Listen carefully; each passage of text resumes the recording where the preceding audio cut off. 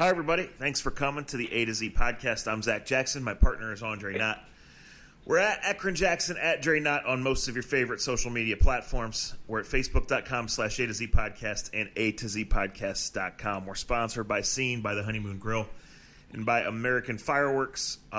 We often have a lot of fun playing American Fireworks Glory Days. And if you're new here, we don't script anything. We take off into mature/immature subjects and sometimes say four-letter words. So if there's kids around, if you're in a work environment, or if that's not for you, come back another time. But this podcast, I don't know. I don't know if we're going to say any bad words or not. We might. I don't know what we're going to say, Dre. Kobe Bryant was our age. He was class of 96 in high school, just like you. We are both basketball junkies. On different levels. We have both been fortunate enough to work in pro sports for most, if not all, of our adult lives. Today's news on him is jarring when you talk about his daughter being lost and other kids being lost and multiple families changed forever. It's sickening. This has been – it was a day I planned to do nothing, let alone – work or spend any emotion on anything. At this point, I'm just rambling, which I'm sure I'll do a lot, so thanks. But I know you're under the weather, but honestly, I just been thinking, like I want to do this because I want to talk about this because this is a guy with many layers, with many successes, with, public warts, but – you knew who Kobe Bryant was. We've seen that today across the world, not just basketball fans and basketball players, right? Not just young and old. I mean, people older than us that had Kareem Abdul-Jabbar and the Hollywood Lakers, he came in and started carrying the torch. People our age remember Kobe because he's our age, right? And then people younger than us grew up with him being the most dominant player in the NBA for a long stretch. And to think that he's gone and to think of the circumstances around it, this is a hard one.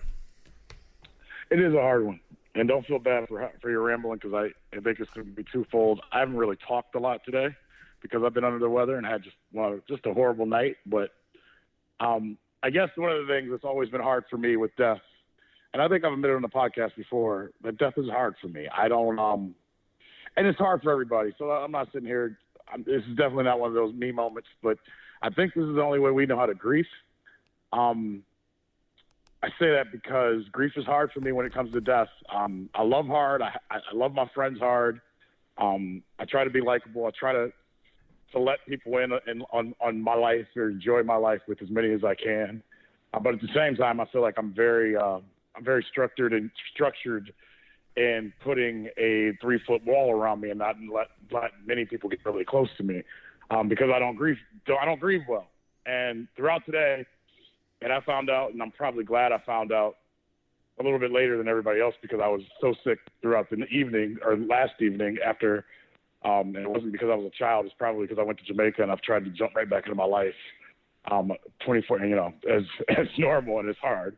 My body just gave out on me last night, and so I didn't sleep last night. Ended up going to sleep. I felt awful because I ruined. My daughter had like a big party planned today for a bunch of her friends that couldn't come to her birthday party, and I felt like shit, literally and figuratively, because as soon as my wife saw how sick I was this morning, she was like, "Well, we can't have kids over our house," and I knew that. And like for me, as a dad, it ruined me because I was like, "Shit, I just ruined her day because because my body's going out on me," and I went to sleep. And I woke back up it was like a Zach Jackson phone after a Browns Thursday night game. I had like 103 missed text messages. And I mean, I'm not the cleanest, but my car doesn't look like Zach Jackson's car. But usually I'm usually pretty anal about keeping up with my messages, at least my text messages. So when I see triple digits on text messages, I knew something was up, but I didn't know what was up, and everything was so foggy, and I felt like such crap. And then I got hit with a sledgehammer of I forgot how sick I was because I just kept reading. What I was reading, I was in shock, so much so that my wife had left the house with the kids, and she had texted me because she was downstairs in our house. She had texted me that Kobe had passed away. and how she was grieving because his daughter was involved. And like, this is all going 190 miles an hour on me, Zach.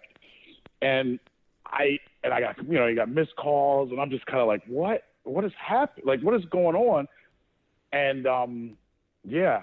And I was like, I don't know what, 6, 7, 8 hours ago. And I'm still kind of all over, but I'm kind of glad that you texted and said, let's podcast if you want, if you got time, because I guess what I was getting at with all of this is, how do you grieve? How do you go through this? Kobe wasn't perfect, but Kobe was something that he's a part of our childhood. He's a part of important parts of our life. Yeah. And I can only read so many things on social media, for better or worse, because this isn't a day for me to scold. But it's very telling about our world. But what's more telling is, you don't have to know a person, that a person can have an unbelievable impact on you and your generation. Yeah, and I definitely want to get to the social media part of it later. Not that we're going to change anything that goes on in that regard from that. But there's two things here. So when Kobe was drafted by the Charlotte Hornets, right, and then traded away, when he walked across that stage, he was 17 years old. Okay, yes, so sir. He was high school class of 96, like Andre. He's 1 year and 2 days older than me.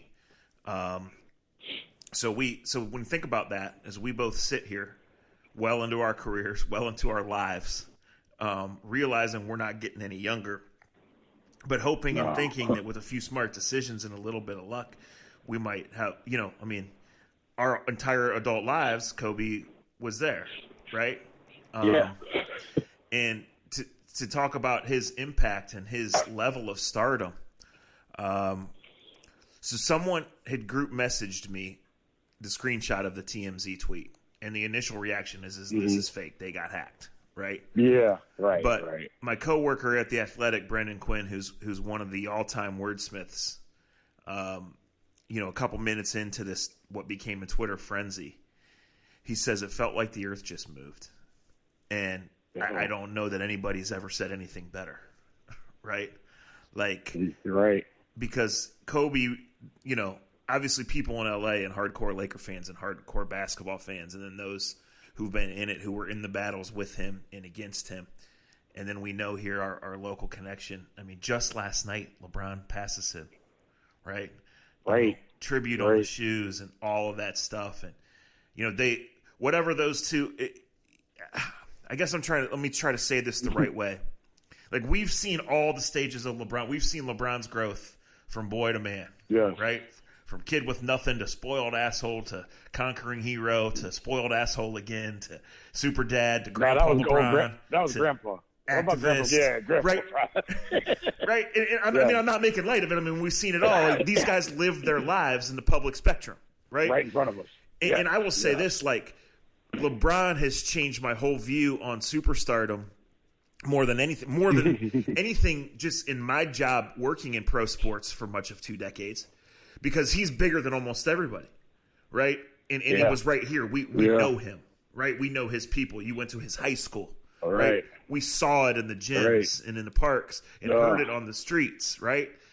But, like, in the class of Kobe, in terms of mega stardom, in terms of in that spotlight, in terms of people know you and judge you and watch you and go through the phases, right? I mean, I can picture today Afro Kobe sticking a 3 on a terrible shot, right? Yeah. Bouncing back. Yes. Yes. Taking Brandy to prom. Yeah. Like, taking Brandy to prom in '96 was every. I'm sorry, we're gonna be all over this other place on this podcast, because Kobe was all over the place with us. We've been all over with him.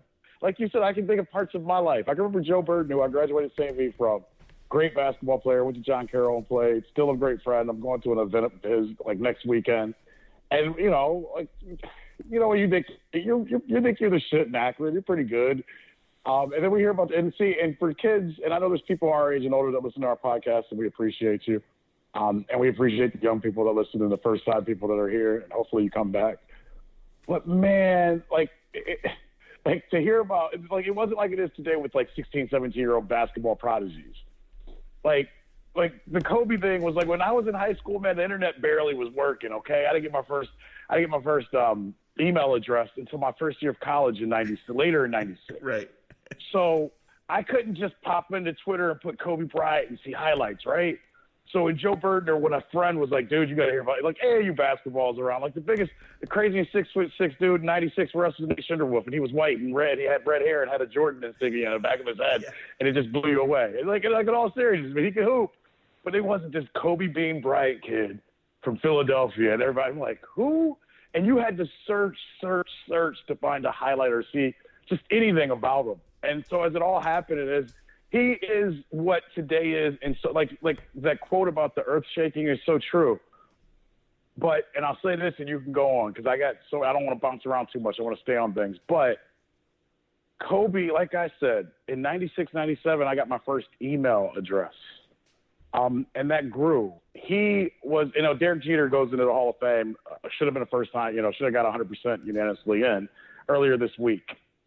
Kobe Bryant was what Derek Jeter was to baseball and the Yankees. He was in L.A. No, he was not perfect, but he was for basketball. But he grew up in this crazy image of the world that we have with the Kardashians, with the LeBrons, with social media stars and not stars, and the world of TMZ. And 2 weeks ago, he's helping save a family, and there's video of that after a car crash.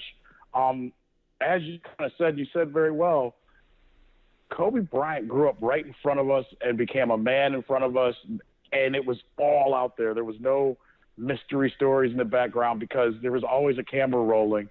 And I think the best thing I can say about him is, because you just said the what we think of as a celebrity star, whatever you want to call, or a super athlete, whatever you want to call LeBron. Mm-hmm. With Kobe, we saw the warts. He was a real person. Like at 21, 22, when we couldn't figure out, how to put on clean clothes, he was basically telling Shaquille O'Neal, the best player in the league, screw you, you don't work hard enough, you're lazy, you're fat, you better get better. You know what I mean? He put it out there. He didn't hide behind who he was. And I think because of that, you see so much emotion from people today because we all just respect how competitive he was and how much he believed in himself and how he showed warts, how he fought with his parents constantly. Sometimes they didn't like his wife. There's just so many layers of Kobe that to me, it's like, Jesus, we saw everything about him, and he still was one of the coldest dudes. And he was the closest to Jordan. That was the other thing. Remember Harold Miner? Go through all the guys that we were spoon-fed that was the next Jordan. Right. And none of them came close, right? So I just pulled this up. I don't normally do this. And honestly, earlier I started to make some notes, and I was like, nah, I'll just leave it be. Because I didn't know if we were going to do this tonight or not, honestly. So the 96 draft, Allen Iverson goes number 1. Marcus Camby, number 2. Yeah. Sharif Abdur-Rahim, number 3. Stephon Marbury, number 4. Right? And when you think in the realm of Kobe just quit 2 years ago, right? Ray Allen went number 5. He obviously had an incredible career. So all the way down at number 13, Kobe is the first high school player to go in this draft. Because there's always a Cleveland connection. Did we get Potapinko in that draft? Yeah, he went one pick ahead of Kobe Bryant. There's always a Cleveland connection. Yes!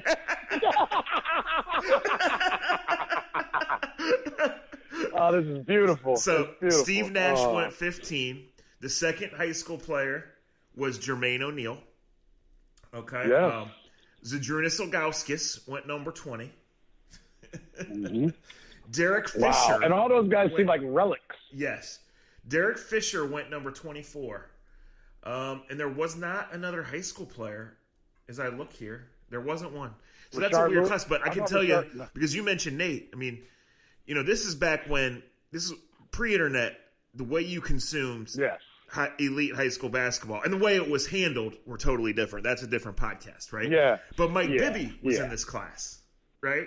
Right. So he wasn't in the draft class, but he was in the class of 96. So he went to Arizona instead. Right. Yes. And they won a title and all of that. Yes. And now he looks like the light-skinned 50 Cent. But I'll tell you this,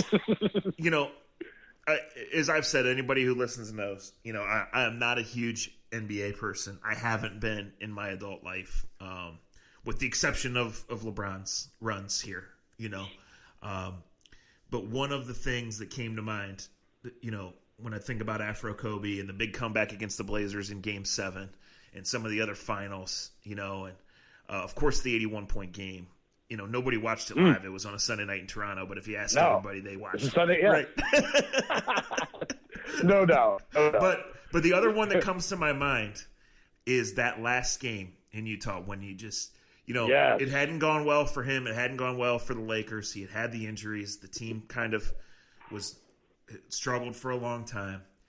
And, obviously the goal of that night was to celebrate Kobe and to let Kobe get his. But nobody came in thinking he's going to get 60. And the Jazz weren't having it. Right. And it's not like he was doing anything out of the fucking ordinary and shooting 30-some shots in the first half, right? But they were going in. Right. And he was killing. And, the energy was jumping through the television. And I remember just, trying to stay awake, and to think about that, the Hollywood ending. And, man, I honestly, I was just talking about with someone the other day. Sports. We do sports and life analogies because that's all we got. That's all I got anyway. Yep. Right? That's all I got. But you don't get to write your own ending. You don't. No.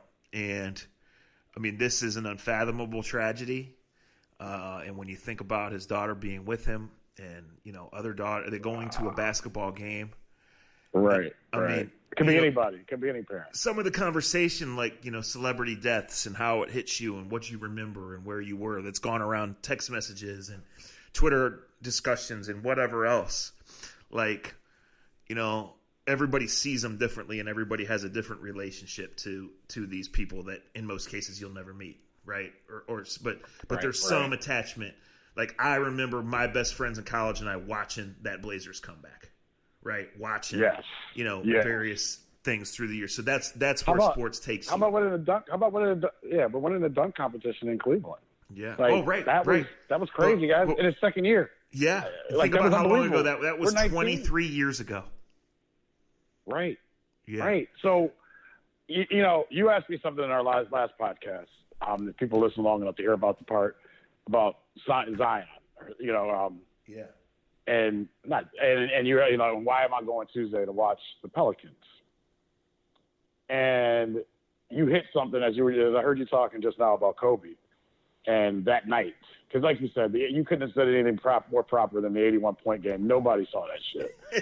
Nobody did. It was but we've all seen the highlights and everything else, and that kind of gives him this cool perspective because that's almost like the Wilt Chamberlain 100.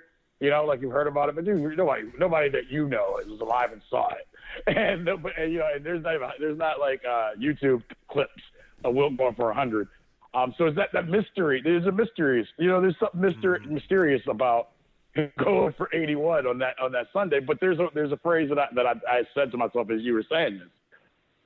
Kobe, for his 20-year career, was appointment watching, and that's kind of the thing that separates the greats from the all-time greats. Even when Kobe went through that period of time where the Lakers were not a very good team. After the Shaq and trying to kind of finding his way and, until they figured out Paul Gasol wasn't good enough to, him screaming on Smush Parker and every other idiot they brought in there for a couple of years. I was just thinking, how am I going to work at a Smush Parker reference? I swear to God. Come on, baby. You had to. That was big.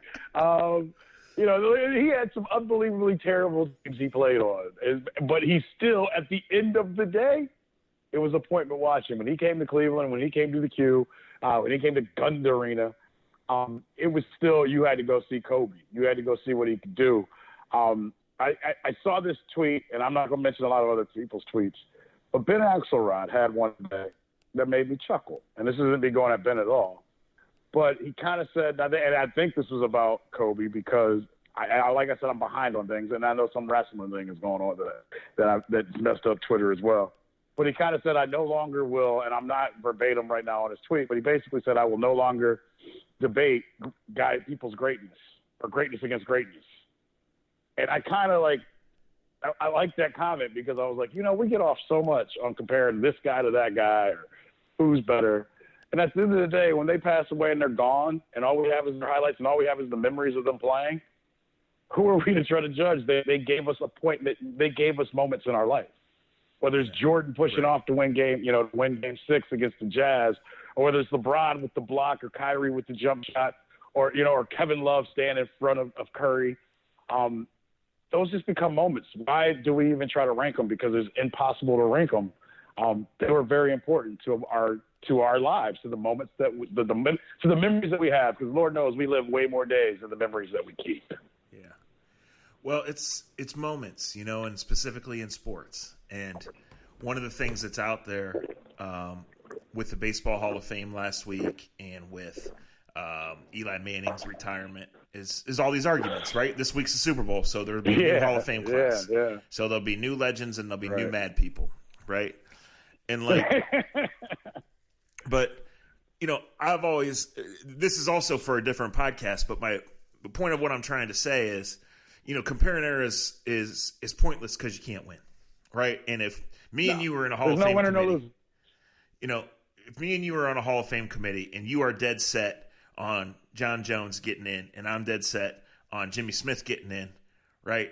I'm making up these names, obviously. Probably not a lot's going to change us, right? But my thing is the big moments should matter, right? I don't think James Harrison gets in the Hall of Fame ever, but he made one of the great plays in Super Bowl history, right? History. And so many of Kobe's moments were big time in the postseason, right? Fourth quarter, I want the ball. I'm going to do it. And everybody knows I'm going to get it. And I probably shouldn't try to spin around these three guys and duck under the fourth, but I'm going to do it. And it didn't always work. but he always did that. That was him, right? Yes. Zach told this story, though. His first game-winning shot or try was against Utah in playoffs as a rookie, and he airballed. He was awful. He grew up in front of us, and he always had the balls to do exactly what you just said, to take it and try to win the game. So, I'm one of the things I did, and I really haven't consumed too much. Thank God I missed the beginning of the Grammys. Alicia Keys and Boyz II Men sang, and I didn't want to see that. I haven't been able to watch it on Twitter yet. But I did read a column from Bill Plaschke. I won't watch it. I read about it. I won't watch it because I know it'll make me cry. So I immediately I knew this column from Bill Plaschke was going to be so good that I actually put it on the A to Z Facebook page before I even read it. But I left it open in two different windows, one on my laptop, one on my phone. So I knew I would read it when I got to it. And I'm not going to give it a whole thing away, but I'm going to read I'm going to read you guys this part because this comes back to the earth moved. Okay, Kobe was your childhood hero. He was your adult icon. For 20 years, he was on posters in your bedroom, on the TV in your living room, in the lunch talk in the school cafeteria, in the smack talk at your office water cooler, and ultimately riding on a truck down Figueroa Street while you cheered and bragged and bathed in his greatness. You watched him grow up, and this city's relentless approach to sports grew with him. And soon, even with all his off-court failings, many people felt they carried a little piece of him. On the best days, the days you landed a big account or aced a big test or just survived a battle with traffic, you felt like Kobe. You were Kobe. And in the end, as he retired into a life of movies and books and coaching Gianna's basketball team, he was us. I mean, my whole body's in chills right now. Wow. Bravo. That's really good. Because, listen, when you talk about these moments, right, it's all there. The airballed shot, the night in Denver, the fallout, the time he almost wrecked the Lakers, right? All the moments. Right. The times that the shot went in, the times he won the championship, smoked the cigars, hogged the camera, hogged the ball, hogged the spotlight, but won, competed like hell. And what today has reaffirmed is that the only perfect people are on Twitter, right? And to get too far into the details, whatever, but he had done this, he had been all successful. And at least the public Kobe of 2020, 3 weeks in or whatever the hell it is, was this dude who was out there, was an advocate for women's basketball, was a humbled fan of the game, was an icon and seemed to be enjoying it, not made for it. Right. Obviously the losing the kids is the fucking tragic part here. But Kobe at 60, Dre, whether you and I are here to know that or not, and now he won't be. Kobe at 60 was going to look like he was 42 and could still go out and give you 20. No doubt. He was still going to be around. No doubt. He was still going to hang over everything that they do, whether LeBron and this crew win a title or win 3 or win none, right? Because he meant that much to that era of Laker basketball. In an area where everything's so individualized. And he was such an individual standout. Like, that Lakers colors mean something, and LeBron has said that, right? And LeBron lies sometimes, but he's not lying about that. And I think one thing that we'll know, you know, LeBron don't write his own legacy, and Kobe didn't write his own legacy in all of this. But I think this is more for the LA audience than ours. But, you know, LeBron would have to win like 4 titles for people to even give him the time of day compared to Kobe out there. It's not even a conversation. Yeah. Right. No. He's iconic. He's iconic to the rest of the other 49 states and half of Canada. But LA is going to be Kobe's. I mean, hell, Magic Johnson tweeted out today, we lost the greatest Laker of all time. And as you say in LA talk, that's one of those great, you got nothing to talk about in LA radio. Rather than bring up the Browns' backup quarterback or bring up the Browns' new head coach, you just go to who's the top 5 Lakers. And that's literally a 3-hour show in LA. Yeah. And a good one. Well, think about the Plaschke. Yeah. Think about the Plaschke column I just read. You argued it at the lunch table. You argued it in your office. Like, you know, it's what we do, right? Like, people say to me all the time, right. I know you don't want to talk about sports. Well, I don't have nothing else to talk about. right. I was like, I love them. I eat them alive. I can't wait. In a time the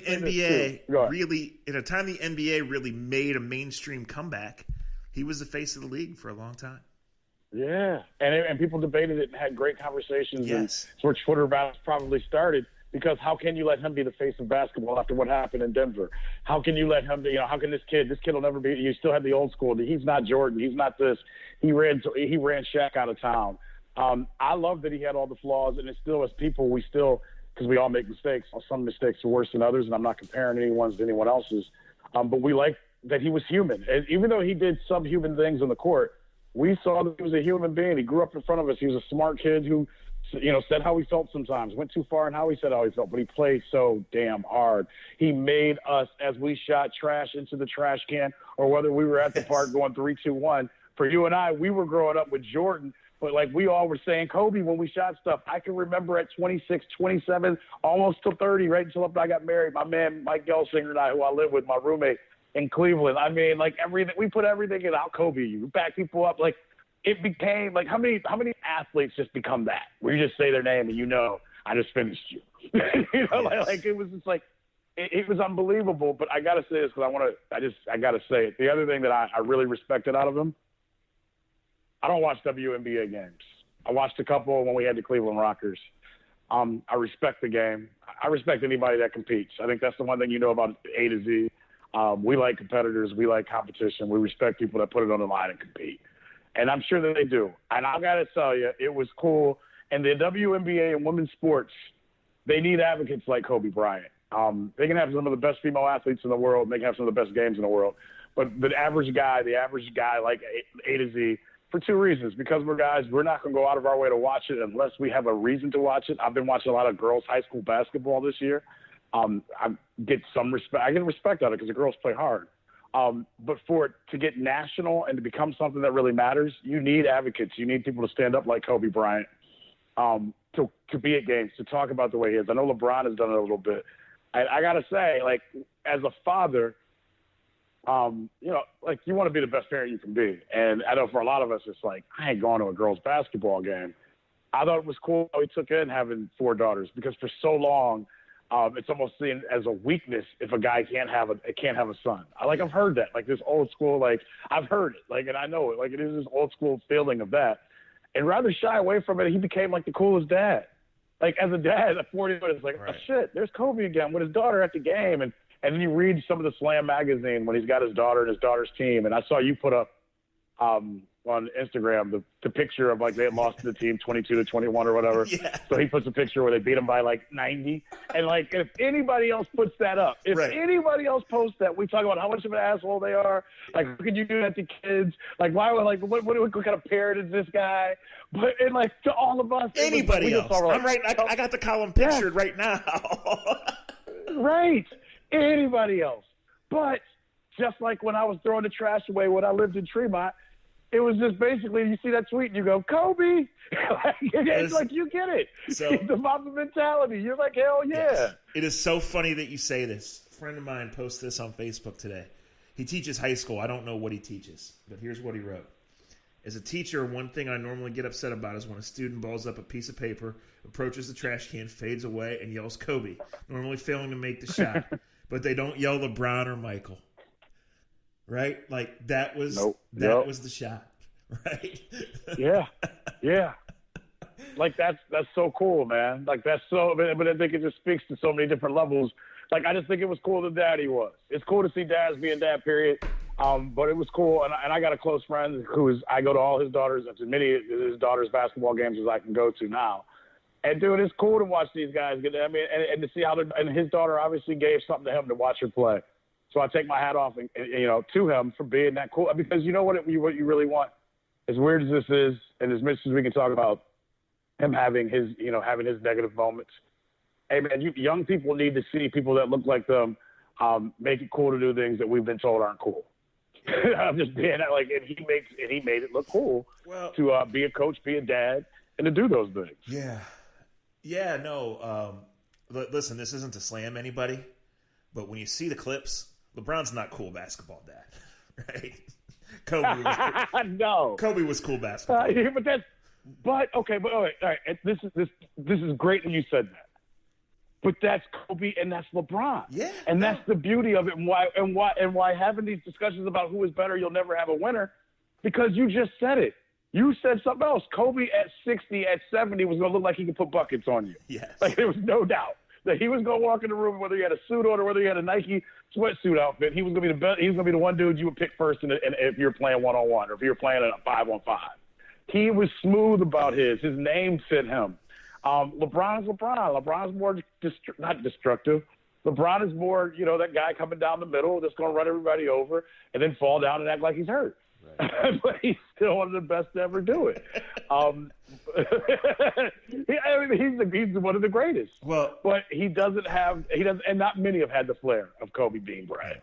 See, in the discussion about like celebrity deaths and all that, like, Kobe Bryant at 41 years old is the last person you thought wouldn't be here today. Right? Right. And then when you think just the eeriness of LeBron last night, of the writing on the shoes, of passing him, the mutual respect society they've had. And, that's the good of social media, is that all the moments they've had, the courtside hugs and the playful barbs and the tweets back at each other, that lives forever. Right? Right. Like that's what's awesome. And that's not fake. And that's not fake made up. No, it's not. There's been some unreal things that we've watched between athletes that they do because they need to do it. Yes. That was real. Yes. So I would just say this about our business and sometimes about life in general. When something really bad happens, it either brings out the best or the worst in people. Right? There's rarely any middle ground. Yep. And no doubt. Listen, it would be wasteful of our 5 seconds to lecture those who don't have any decorum, who need to make things about themselves all the time, who need to go gotcha with the social media stuff. Need to be the smartest guy in the room. Need to be the funniest person in the room. Yeah, I got you. Yeah, so it's our society though a little bit. I think Twitter and social media has we can't get out. We got to stay in our own lanes and not allow, because what happens, and I've done it, and it happens, sure. It'll happen again. You end up getting in the lane of someone that you would never get in the same lane as, but because they just touched the right button, you have to respond, when in reality you don't. Social media is, you know what though, this is one of those days. The days I bitch about social media, and you bitch about the negativity, or you bitch about the people that have to make it about themselves. You also get some unbelievable stories that you have never seen or read or saw without the ability of people being able, that you don't follow, or people being able to retweet things, or like I've consumed a lot of positives and things that have grown on me as well today, is what I guess I want to say. No, sure. For all the days I complain. Yeah. I've had great trips down memory lane, Yes. Found that phenomenal column, seen videos that I haven't seen in years, right? And right. Pictures of he and his daughter, and so listen, I don't have anything else to say, but I just want you to speak on the element of you being a parent of young kids and thinking about how going to practice and not coming home. Man, it's the nightmares. It's when you become a parent, you for the first time, like truly, it's not about you. And it's a nightmare. Nightmares, and I read somewhere, and I don't even know if it's true, but it shook me. Is that somebody said Kobe? Knowing Kobe is being Kobe. In those last few seconds of his life, he probably put his arms around his daughter and protected her and told her everything was going to be all right, even though doom was looming. His last act, most likely, was to be the most protective father he could possibly be, because that's your first and last thought every day and every night when you become a father. And I don't know his relationship that he had with his daughter and his daughters, but I can't see the guy that we kind of got to know not reacting that way. I think about his wife, Vanessa. We've all made the joke about the $4 million ring. We've all spouted out, "You wasn't with him shooting in the gym." Like that was like those are all all Vanessa things that goes down when you Google her in 20 years. But my heart just breaks for her, because she's gonna have to raise three daughters on her own. It's just losing your husband and your daughter all in one swoop. Just no one deserves that. The other families, there were other great people that were, the baseball coach and his family. I got to be honest. We just went to Jamaica, and my wife is the best mom ever to my kids. And you just worry when you leave. You like I never want to leave her to have to raise our kids on our own. And I just know that, and I know the vice versa. Like you want to be that. We want to have the best. You want to give your kids the best opportunity. You want to do everything you get the best opportunity to have a good life and to have a decent life, but you never want the person you're raising them with to put, all that put upon them. And so my heart goes, we all are grieving, but I couldn't imagine losing my daughter like that and my husband all in one swoop. It hits a lot of different ways, man. It hits a lot of buttons. 9 people died today. It's awful. And I would say this is again for another podcast, but I go back to Brendan Quinn's words about it felt like the earth just moved. And again, with not to get in at this time to the basketball culture and all that, but that guy was competitive as shit. That winning was what mattered more than anything to Kobe Bryant. Winning, which is what it's supposed to be. Hey, let me ask you this. Did you think they should have played today? At first, I did not. I'm going back and forth. I don't know. Neither did I at first. I was, in matter of fact, I was stunned when I saw the Denver game started. I was stunned. Yeah.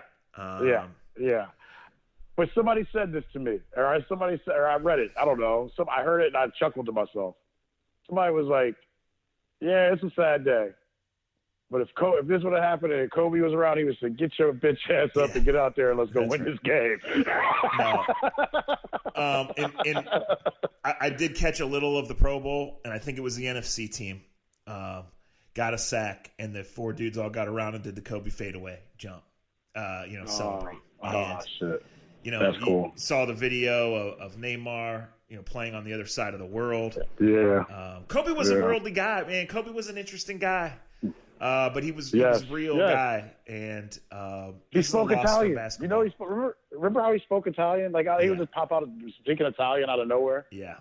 There was so much to it, and but I went back and forth to the shit they played, and when I heard somebody say Kobe, and then Kyrie left. Did you hear the story today that Kobe told? They were talking. I don't know where it was from. Kevin Frazier or someone was interviewing him. And they were talking about his connection to young players in the game. And he says after he was sitting on the couch with his daughter watching the NBA Finals, Game 7, Cavs with the 3-1 comeback. He says they win it all, and him and Gigi are sitting there laughing, talking about it, just talking how they came back and some of the big plays. And his phone rings and it's FaceTime. And Kobe Bryant, just like you, myself, and most others listening to this, was like, damn, why the fuck is somebody FaceTiming me? Like, I don't want to FaceTime with you. I don't FaceTime with anybody but my family. And he opens it up, and it's Kyrie Irving in the locker room when the Cavs are out celebrating. I have heard that story. Now that you say that, I have heard that story. Yeah. And Kyrie's yelling at him. Dude, everything you told me was true. Everything you told me to do was right. Hey, Gigi, waves to his daughter, talks to his daughter, and he keeps going about how everything, that Kobe had taught him was all coming true. Yeah.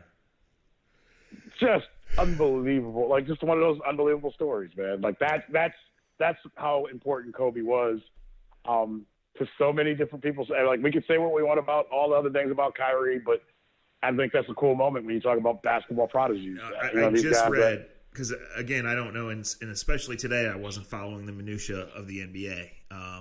Initially I was like, no way are they playing. Trae Young went nuts, by the way. Yeah, well, I was like, no way are they playing, and then it kind of, as it wore off, it was like, hey, that's not really what's important today. The show's got to go on either way. But as you were talking about 2 minutes ago, I was scrolling, looking for another tweet, and there was someone, a Knicks or Nets reporter, who had said Kyrie left the arena the moment he got the news and did not play tonight. So just walked out and couldn't do it.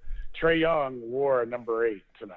Yeah, Trae Young, I didn't know this, and he went at 45, like 8 and 10 or something, 8 and 7, something. But I didn't know this. After the game, Trae Young said that he had a connection with Kobe, and Kobe had only been to 3 NBA games this year. 2 of them were Atlanta Hawk games because he was Gigi's favorite player. Right. Yeah, I did see that too. Yeah, man, we're out of words, I think. We appreciate you guys coming along. We want to do this for us, for you guys. Yeah, it was for us. We've been planning to get back in the podcast groove here, and wanted to talk something other than Browns. Didn't ever envision this. Oh my goodness, no one did. Nah. But hey, man, it's a reminder to all of us. Appreciate those. Yeah. I'm appreciate big those on, around us. I'm big on Appreciate saying the moments we had. I'm big on saying we shouldn't have to say the obvious things, right? But right. It's precious. And Kobe, thank you for the memories. That's all I got. No doubt. Konnichiwa. You guys know the name.